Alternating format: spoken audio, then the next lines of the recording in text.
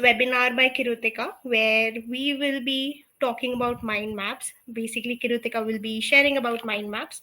Now, before moving on, I would like to give a huge shout out to BrowserStack, our premier sponsor for all our conferences and our annual sponsor for all our small events. It is because of them that we are able to come again and again for you and able to impart this much knowledge to all of you.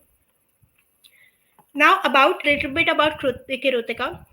She is not insurance at Deco, and she has a lot of experience. And this talk that she is going to speak today is would be I hope would be really valuable for you. It's about mind maps and how you can use them in your agile test plans.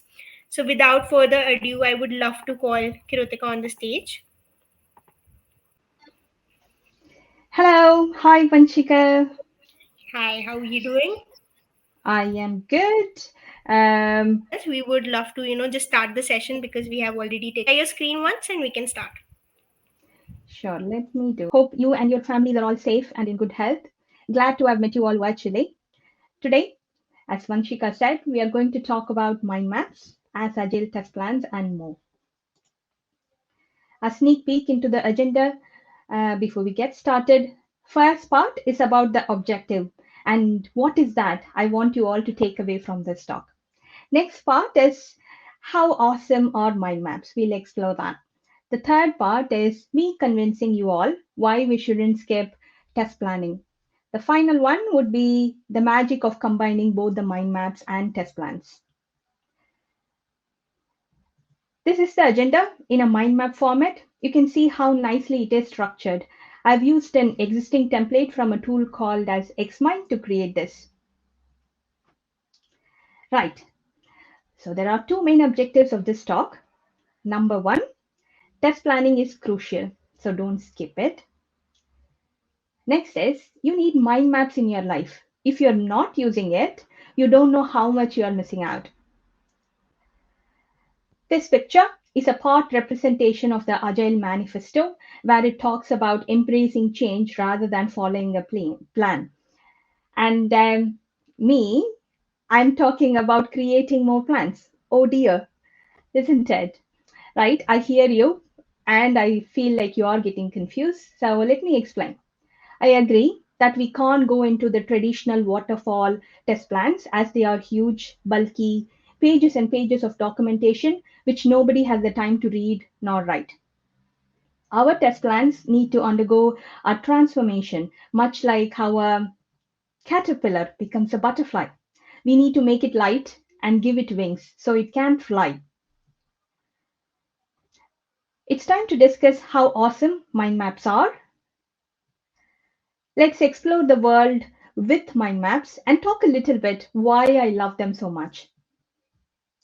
A little bit about me before we dive into my experiences.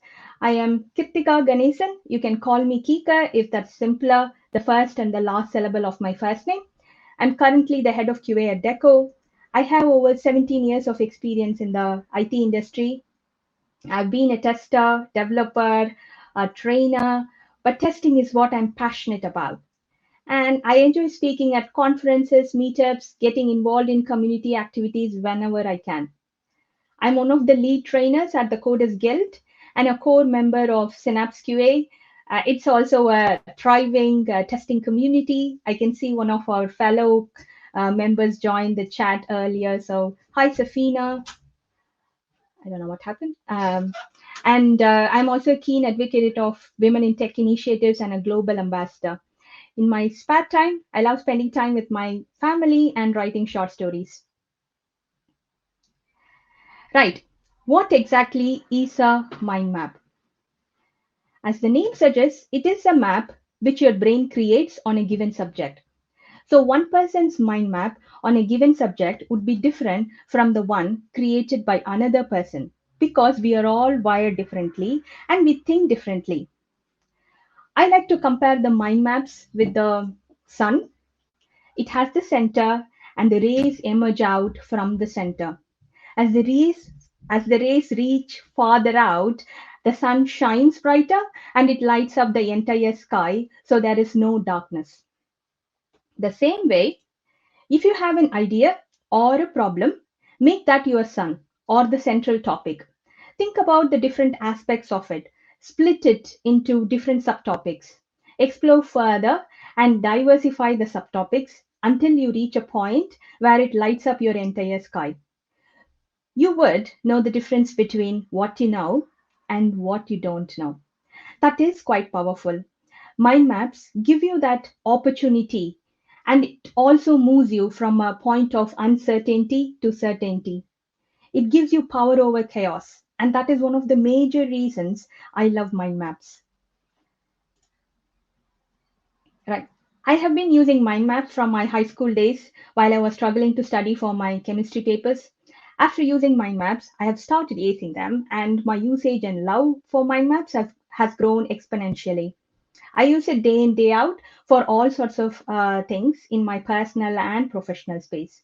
But I use it heavily to engage my creative side because those ideas they come as fleeting thoughts and are quite abstract. It is quite a challenge to capture them and make sense of it after some time when you have stepped out of that zone. Like, have you ever scribbled something and thought this is brilliant, only later to find out that you can't make sense of those notes? Mind maps tackle this issue brilliantly.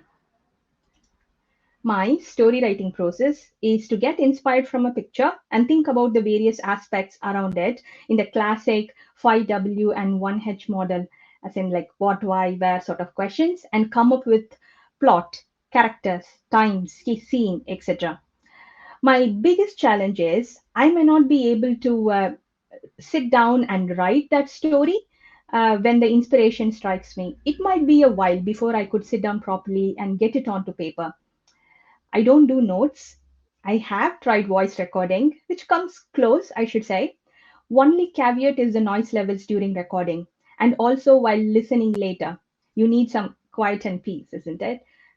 Mind maps are brilliant because when I draw them out, it kind of seals my thoughts and freezes or locks up the time. It's also magical because when I look at it, even after a month, I would be immediately transported to that inspired zone, exactly where I left it and how I left it. I don't have to waste time or play catch up or wait for my voice recording to be over to give me that context. Mind maps are very practical, accommodating with loads of benefits. So, what is there to not love about them? Folks, definitely use mind maps and reap the benefits. It's time to discuss why we shouldn't skip task planning.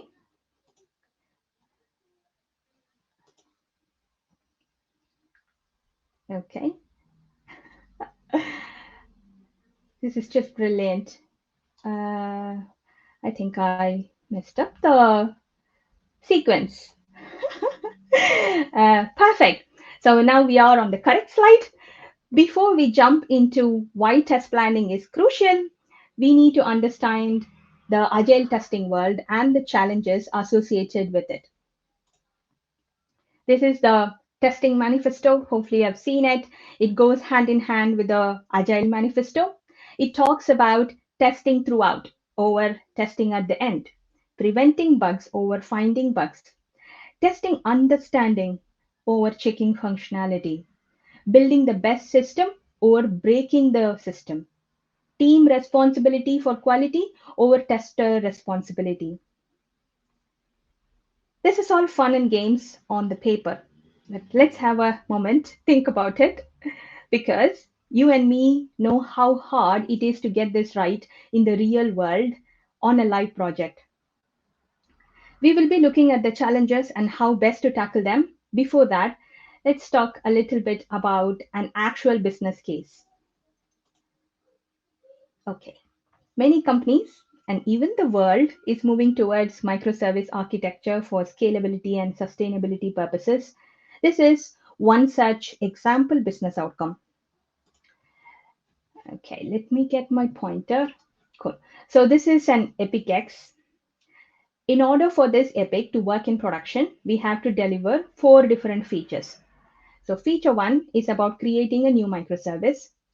Feature two is about integrating that new microservice with an existing one.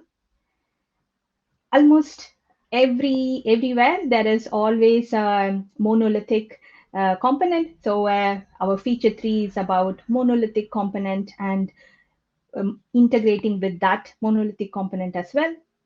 We are talking about microservices.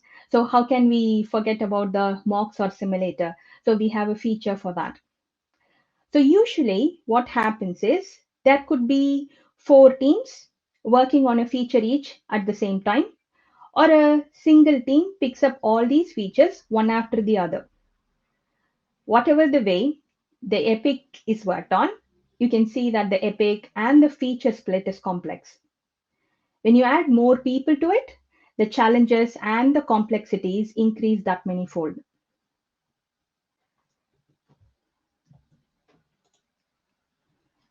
So, what are the challenges in testing? Three main challenges, according to me: mindset, people, process. Mindset, quality being a shared responsibility, people, communication and feedback, process, documentation. Let's explore each one a little bit more. Mindset challenge, quality is a shared responsibility. Okay, the picture says it all. When we preach quality is a shared responsibility, the biggest challenge is to set clear goals, get buy in from the different stakeholders, and to let people know what they are responsible for, who does what, and when. Somebody needs to tell these guys on the top who are like chilling to come down and help the others, as they don't seem to understand the seriousness of the situation yet. Maybe they should try calling someone or sending an SOS. The next challenge is people challenge. We have loads of stakeholders whose needs we need to cater for, right from our internal stakeholders within the company, like fellow developers, testers, product people, ops, operations, marketing, sales, to external ones like third parties, business partners, and last but not least, the end customers. How many of you can relate to sitting in a meeting like this one? There are so many meetings, from board meetings where the company's roadmap gets decided to the sprint meetings like refinements where the smallest implementation details are discussed. Getting everybody on the same page is hard work. The epic we just now saw is the entire customer journey, and then it is split into features, which would be further split into stories. We need to make sure that the sliced parts of the journey are testable and also ensure that the essence of the business outcome is still intact. So, that itself is a huge challenge. On top of it, we need to get communication and feedback throughout, and there is so much back and forth going on. It is hard work. The documentation challenge. I'm guilty of this myself. Say a new person joins the team and asks, where can I find some documentation on your product or a particular feature? Usually, we point them to a shared area or a drive or like Jira or a Confluence location. It is a good start. But once they start asking questions, we always go, don't ask. It feels like a vicious circle. One can't escape. Problem is, we have very little time for documentation, and the ones we have got, how relevant are they? That is a big question mark. Right, we have all these challenges. What are we going to do about it? We can plan, because whenever you plan to succeed. So look at this picture. We have this person who wants to go from point A to point B being the flag. There are lots of paths the person can take, and every path has got its own risks. What this person needs is a plan. With a plan, this person can have a great start, define clear goals, make it easier for others to come along or join along. Resources would be efficiently used. Decision making would be easier as they know their options. There will be flexibility on changing the plan if required, easy collaboration as others understand the goal too. Progress can be tracked and finally achieve the desired results. With test planning in particular, what are the major benefits? First one, you can stay ahead of the game. It gives us an competitive advantage. Example, in payments industry, whenever Visa comes out with a cool feature, MasterCard or Amex are not left behind. They are in the queue. Same happens everywhere. Think Android versus iOS. Different browsers, Chrome, Firefox, or Safari, or like the tools which we have got. One tool says we can do this, then the other tool are like, oh, we can also do this, or they are already working on a prototype to get that in their bucket list.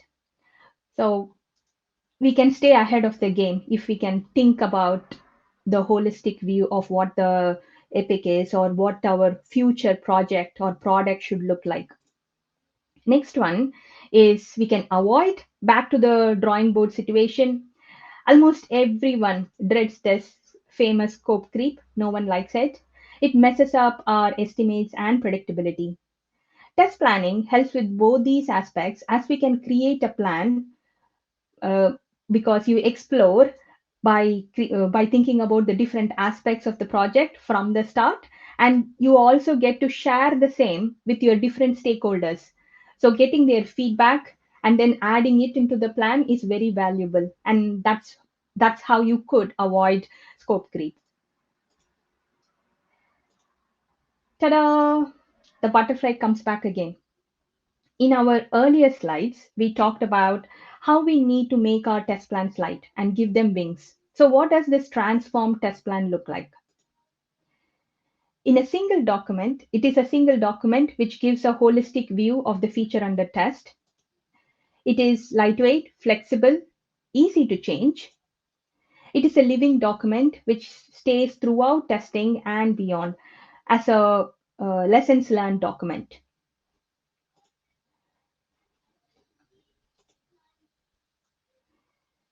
This part is the magic part because now we can combine both the mind maps and test plan together. Okay. If you are a wizard or a witch, you have magic, which is great. But you need a wand, a tool to amplify or enhance your magic. Same way, we use mind maps as a tool to enhance our test plans. So, wait for it. Our butterfly now becomes a butterfly wand. Remember the challenges we talked about earlier? Mind maps can most definitely help with the people and process challenge, but not the mindset challenge. To tackle mindset challenge, it needs a cultural shift. Everybody needs to pitch in, from senior executives to junior level associates. Everyone needs to participate to make the change happen. So we will leave that out and focus on the other two. How can mind map help with communication and feedback? We have already established that mind maps are personal. So a mind map created by a tester will be different from the one created by a developer or a product owner or a ops person because they have different perspectives on the same subject. When someone creates a mind map, they are actually confirming their understanding on the subject. It is a sneak peek into their thought process without actually scanning their brain or dissecting it. How cool is that? And there is no need to create multiple versions of a mind map if you use tools like Xmind, Miro, Freeplane, MindMeister. There are so many more as well. One stakeholder can create it, say the tester, and they can share the same with other parties and get their feedback on the same. It will bring the much needed collaboration and make the plan more holistic. What magic can mind maps bring to documentation challenge? Mind maps are sleek, concise, no need for big sentences or paragraphs, thereby making it lightweight. They are visual, colorful, creative. When tools are used, there are predefined templates you can choose from, making it easy to change and collaborate in real time. Drag and drop items, reuse sections, add images, etc. There are also different formats. We can export them like PDF, PNGs, JPEG, Excel. In Xmind, there is also a presentation mode, which is super cool. So there is no need to copy and paste into a presentation or like a PPT, you can present it from the mind map tool itself. Right. One shout out to Lena, who I met through Ministry of Testing a few years back. This talk is also my first ever talk, which I presented in a conference again a few years back. So I needed someone to review and provide feedback, especially on my mind map model. I couldn't reuse the ones which I can use in my work or I use in my work, or the personal ones which I've created for my personal stuff. So I created like a hypothetical business case. Lena reviewed it for me. Thank you so much. I am going to pay it forward if any of you listening wanted an extra pair of eyes for your talks or reviewing abstracts or anything like that. So happy to help. Right, coming back to our presentation again. Remember the butterfly wand. Like the butterfly, which has the right hand side and the left hand side wings, our test plan also has right hand side, which focuses on analysis and planning, and the left hand side, which focuses on execution and test summary. I think I need a pointer. Yeah. So the left hand side, analysis and planning, right hand side, execution and test summary. My advice would be to fill both the sides with whatever info you have from the early stages of the epic. This could act as a reference and modify and get modified further down the line with your story refinements, testing results, and so on. So let's start with the left hand side, which is the analysis and planning. First is objective. State the objective for creating this plan. Why are we testing this epic? What is the approach? Will it be a requirements based approach or a risk based, or will it be a performance based approach, or is it a combination of all? Next is the in scope. What are we going to cover? What are the main features, the customer journeys which should be targeted, both happy, not so happy, alternate journeys? How will those journeys be tested at different test layers? Imagine test pyramid, unit, all that. And then out of scope items. Those need to be called out because there shouldn't be any dilemma in the minds of your stakeholders when this mind map makes rounds for their feedback. Risks and dependencies usually fall under people, process, product. So what are they? You need to call them out so people are aware of those. If you have a dependency with a different team, you need to call it out so the other team knows that you guys are dependent with the other team. And then timelines. Mm.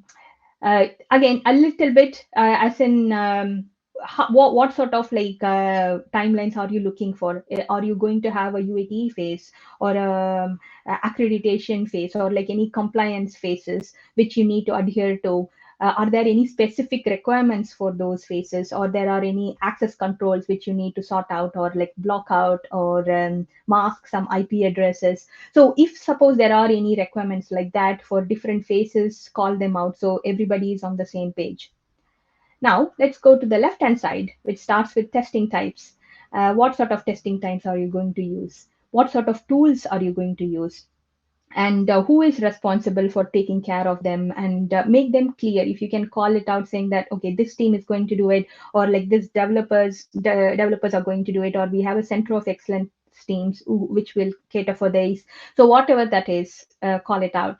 And then how will defects be tracked and triaged, and what sort of defects will we actually um, fix? Maybe there could be certain defects which will say that we are not going to fix, but we'll release it. So there could be certain aspects based on your company and based on the project as well. So what are those? If you have anything predefined, call it out. And then environments is a big topic, isn't it? If you are there any mock simulators? How are you going to test different aspects in different environments? Maybe whatever you test on your local may not be the same case you test on staging or like pre-prod, or whatever environment you have. Maybe you have a demo environment. How will deployments work? How much testing should be carried out on each environment? So think about that from the start, or at least once you put that in, other people, maybe the DevOps person might be like, oh, there is this project and they might need it in months time. So there would be a request which would be coming my way. I need to be like aware of it, or there might be a budgeting session who need to know that there would be an increase in cost because of this project. So if you can think about any such requirements, point it out. It need not be elaborate, just bullet points, or like just keywords, and then it will trigger some thought process in the other stakeholders who would be responsible for that particular requirement later in the project. And then test data, again, are we going to create our own test data, or are we going to get something from production, do some data cleansing and use it on a lower environment? What are we going to do?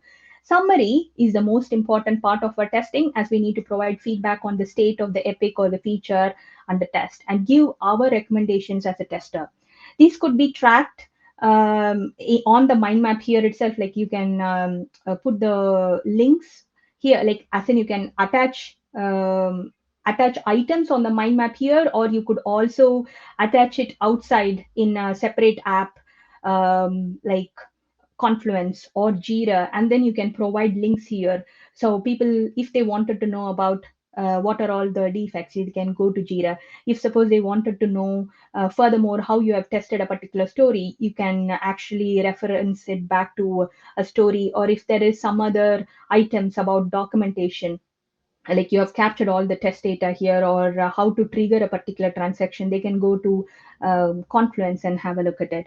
Documentation is also very key, because there could be different types of documentation. There could be internal ones like tech guides or like op guides, and external ones which would be shared with customers. Maybe it is a merchant comms you need to send out, or it is a website update, or it is Swagger, YAML files. There could be so much of documentation going on in a project. We might be doing it, or we would always do it. But once you call it out, it becomes clear that somebody has to own it. Even if the tester is not going to do it, somebody in the team has to do it, or somebody in a senior level, they need to allocate time for it, or somebody else need to, or the program manager need to facilitate that particular item, you know. So this will all be useful once it's all like filled out, and then you keep it up to date as and when the project progresses, and then it will serve as one stop shop once your project goes live, and you can always use it for reference purposes, or if there is like someone else who comes new and they want to know about what is this feature, how did we test it, you can always show them this. And if suppose there are any production bugs, if you wanted to go and do some root cause analysis, this one would be like super helpful. um, yeah, so do invest the time, it is rewarding. Perfect. Right, so this is a demo with a hypothetical business case, as I mentioned previously, and Lena helped with this. This demo is about a smart coffee machine. When you press a button, a cup of a cup appears, coffee is brewed and is filled in the cup. Once it is done, there is a beep and a message on the coffee machine saying your coffee is ready. Enjoy, have a nice day. The architecture, we'll have a look. Pointer again, right. So there is a GUI layer. This is a physical layer on the coffee machine. Underneath that, there are three microservices with their corresponding databases. So the microservices are one for hot water, one for the coffee beans, and one for the hot milk. There is also this analytics dashboard, where you can also call it as like a portal, where it generates the reports about how many coffees are created by this coffee machine per day, how many gallons of milk or water are being used by this coffee machine every day. So things like that. You can create some cool analytics and metrics out of this GUI. And for that, we have a microservice, reports microservice. It doesn't have a database. The database is from here. So all these are pointing to the reports microservice. Right. So how are the teams working on it? Because it is a hypothetical business case, so we need to make it like a real case, isn't it? So there is an epic. The epic is getting coffee from the coffee machine, and then there is a feature which is about getting hot milk for the different coffee types. So we will consider that we are that team who are working on that hot milk feature, and we are going to create a mind map for that feature, which is like hot milk. Cool. So what I'll do now is I'll stop sharing, or I'll close the presentation if it works. Did it work? Right. And I will open or share my mind map.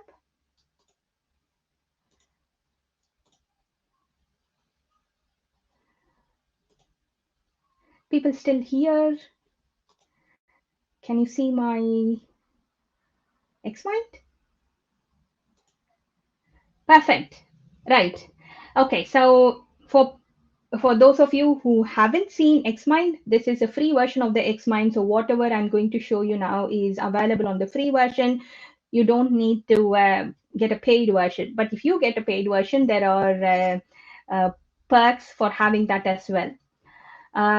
Right. So this is a general overview of the for the epic itself. You can call it that. So the right hand side here is exactly what was shown on the slide. The coffee machine has a GUI layer. Beneath it, there is a microservice layer, then a database layer. There is a relationship between the database and the microservice, that is the report microservice. And you can use it by like showing this dotted line, and it is called relationship. You can, I don't know how clear it is. On the top, you have a panel and you have various options which you can use. And there is a relationship option for you to draw a relationship between two items on the mind map. And then let me zoom in a little bit. Hopefully you're able to see it. This is a link. So when I click on this, what happens? Ta-da! It opens another mind map. And then if I click on this, it goes back again to the main one. So what it means is you can create mini mind maps and link it to the main mind map. Ta-da! I actually found it very useful.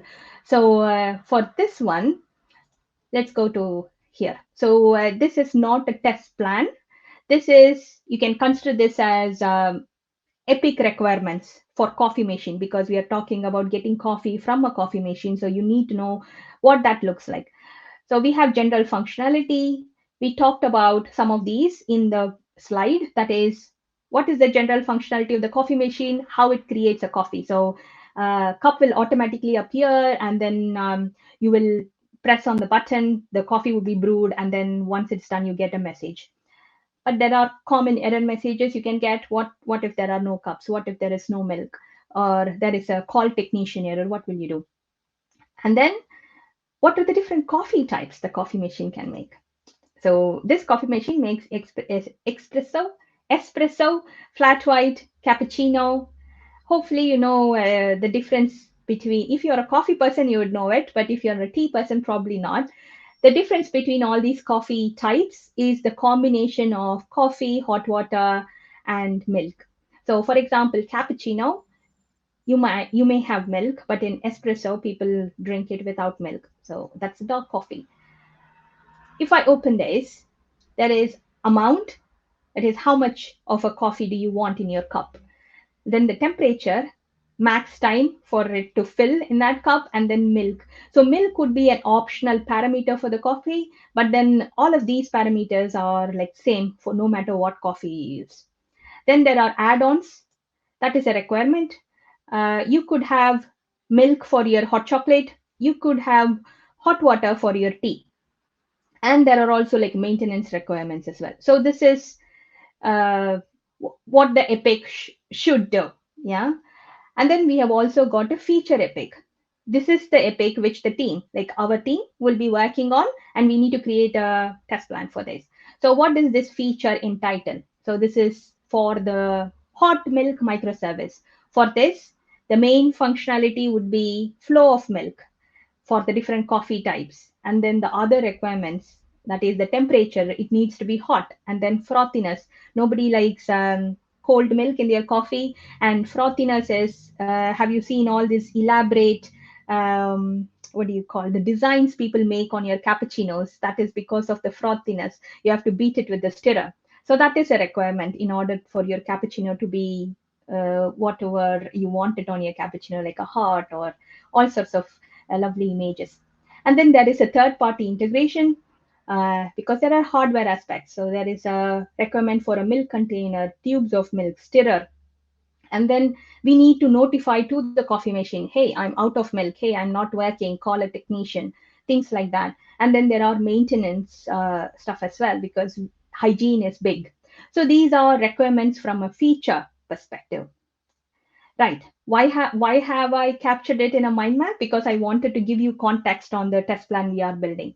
But then ideally, you would use stuff like Jira or Rally in order to capture this project requirements, or the feature and the epic breakdown, or those sorts of requirements. Right. So the most awaited test plan is this. I'm not going to dive into each and every section because we talked about it in the slides, but now I'll show you some of the cool features Xmind can do. If you have to create a test plan or a mind map on Xmind, it's pretty simple. So the butterfly left hand side, right hand side, left hand side is the analysis and planning. And objective comes under analysis and planning. So it is on the right hand side. So I'm going to just drag and drop. That's it. That's as simple as that.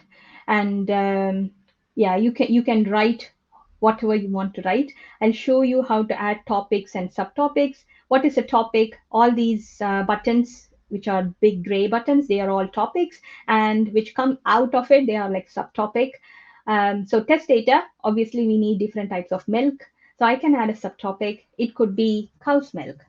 There are like loads of varieties of cow's milk, full fat, semi skimmed, 2% milk. I don't really know who will drink 2% milk, but people love 2% milk. Um, and then there are yeah, so this is a subtopic which came out of the subtopic. And then you have other types of milk which is not cow's milk, like vegan options, almond milk or like oats milk. So you can just create subtopics, or you can copy and paste them as well. You can drag and drop wherever you want. And there are also other different data types which we need to think about, like messages, because we said that that was one requirement for the coffee machine, the notification. How do we trigger those?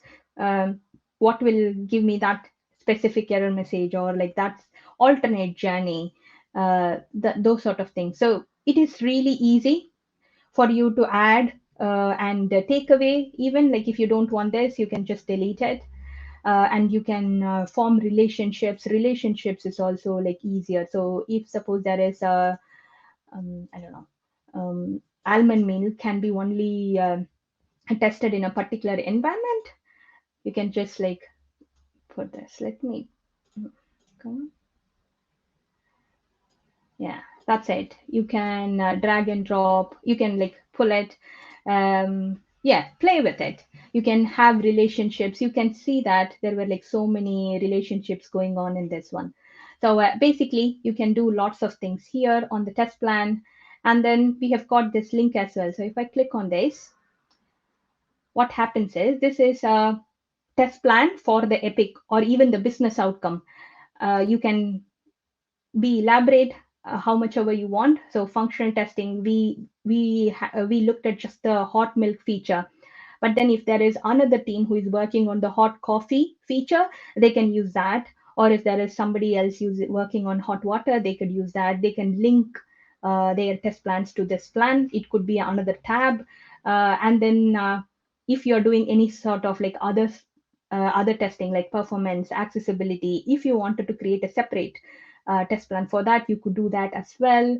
Or if there are any specific testing phases, like how we discuss UAT or accreditation or any sort of things, you can call them out here as well. So basically what I'm trying to say is that sky is the limit. Bring in your creativity and collaborate with your stakeholders, get talking and use mind map. Mind map will give you that holistic view of what is being tested, and it is easy to update it and maintain the relevance as well in the fast-paced agile model. You can use mind maps however you want. It could be as little as just using it for your story, or as elaborate as this, where you connect the business outcome with the epic and then the feature. And everybody gets to know, okay, what are we doing it? They don't have to go and look through Jira or Confluence, go through the acceptance criteria, all that. You can provide a holistic view, very high level view of what that business outcome is. What are you doing? What are your teams doing? And provide that view as well. Cool. So let me go back to my presentation. Are you guys able to see my presentation? No. Okay. Let me stop presenting, share screen. Cool. People able to see my presentation? Cool. Thank you for the thumbs up. Right. So finally, to sum up our session today, we started with how awesome mind maps are, then understood why we shouldn't skip test planning. Lastly, we saw the magic happen when we combine both mind maps and test plan. Thank you, Test Tribe, for having me. Thank you all for listening and for your time. Thank you. So great session, Kritika. It was really interesting knowing more about mind maps and how testers can use them in their daily lives. Now we have a question from Tanushri. She's asking any suggested tool for mind map and test design together usage. Uh, uh, okay, for test design, as in like breaking out scenarios, isn't it? So that is basically, um, I think I showed that. Did I not show that? You could use mind maps as in tool. Xmine, you can use it. You can use Miro. Nowadays, Miro has gone all over, isn't it? Many people use it, not just testers. Product people use it. Product people love it. Miro can also do it. So basically, whatever tool uses mind map, you can do it. And let me share my screen. And I'll show you briefly. I don't know whether I showed it to you during the thing. So this is the plan. What was this? So this is the test plan for the milk, isn't it? So if you see in scope, I've like just mapped out. This is like me going nuts. There is happy path. Everybody knows what are those happy paths, so I'll not probably show that. But then like not so happy paths. These are like some of the main scenarios, if you can call it. Sorry, I forgot the name. Whose name was that? And Vanshika? Yeah, Tanushri. Yes, Tanushri. So yeah, you could use it here as well. Like what will happen for those cases? There is one case here. What if milk overflows? So we have a milk container inside the coffee machine. What happens if the milk overflows? We don't want the person to be electrocuted because they are getting a cup of coffee. So these sort of items you could do it here. But if you already have another tool, say for example like Jira or Rally or anything like that, then you could link it as well. So in our company, we use Miro. Miro doesn't have this link within link, as in like just how I showed a big mind map and then a small mind map, everything linked together. But we have something called as frames. So what we do is every quarter we map out like a big business outcome or something like that, and then we say that okay, for this these all things need to be done. So we use frames in order to coordinate, and then the main sort of like customer journeys, because that is what we need, the main system integration scenarios, that is like all these work together. Those sort of scenarios we capture it in a test plan on X-ray, and then it works well. It would be nice if somebody could like directly connect this or any sort of like mind map tools, the drawing into tools like Jira. That would be awesome, but nobody has done that. But maybe there is a gap. You could export it in a PDF format or all of that as well, but you will lose the collaboration point. That's why you need to keep it in here. You can reference this link. Miro is really useful in that because you can connect it to multiple, it has a Jira connection as well. So you could connect it. The whole point is you want everybody, like every stakeholder who is invested in the project, to know what is happening. So however you can make it happen, make it happen. These are all things to aid you to do that. Got it. I hope that so. We have a question from Jalavati. The question is, can we use it in terms of automation planning? Yeah, definitely. I use it for my story writing. So you can use it for anything and everything. I literally use it for, so I don't know whether you guys noticed it. All of my slides is a mind map. So that basically use it for everything. If you want something, as I mentioned in what's that in the start about like what is a mind map. If you have a problem or if you have an issue, you want to get clarity, use mind map. And then just like how you explore it further, you can create topics and subtopics, and then it kind of like broadens your horizon. Then whatever you know or whatever you don't know, you get that clarity. And what you know, you can do it. What you don't know, you can find out. So yeah, use it for the automation planning, use it for risk analysis, use it for exploratory sessions, use it for um, planning a holiday, use it for personal development, use it for anything. Sounds good. So I think this is like one session where you can take the key takeaways and just use it according to your own uh, problem statement or your own. It's a great session. Thank you so much for doing this with us, Kirutika, and thank you so much everyone, and thank you so much, Kirutika. Have a nice day. Keep testing and happy learning. Bye. Thank you.